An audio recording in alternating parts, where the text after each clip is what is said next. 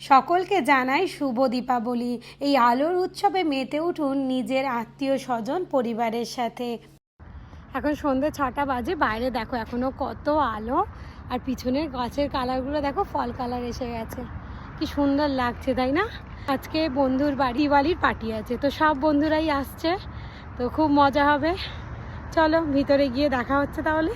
Diwali party বলে কথা, candle ছাড়া কি সেটা সম্পূর্ণ হয়? তাই আমি ওর জন্য একটা সেন্টেড ক্যান্ডেল এনেছিলাম, যেটা ওর ভীষণ পছন্দ হয়েছে। অনেকেই ভাবেন যে বিদেশে আছে তার মানে খুব কষ্টের জীবন, সেটা কিন্তু একেবারেই না। ভালো থাকতে আসলে জানতে হয়, সেটা বিদেশ হোক কিংবা স্বদেশ।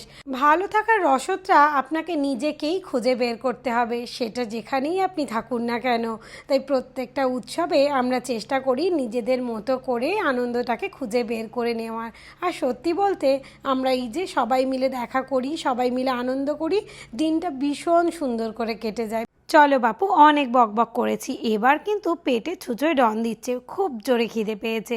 আর এদিকে রান্নার গন্ধগুলোও আসছে অসম্ভব সুন্দর, চিংড়ির মালাইকারি, নান, মাটন কষা, ফ্রায়েড রাইস, ওফ, দেখেই তো জিভে জল এসে যাচ্ছে। আর সত্যি কথা বলতে অমৃতা কিন্তু রান্নাটাও করে ফাটাফাটি।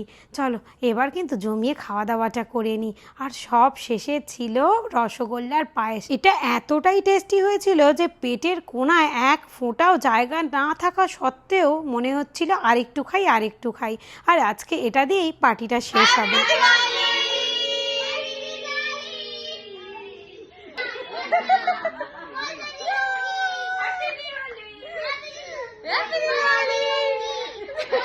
আজকের মতো টাটা, দেখা হচ্ছে পরের ভিডিওতে।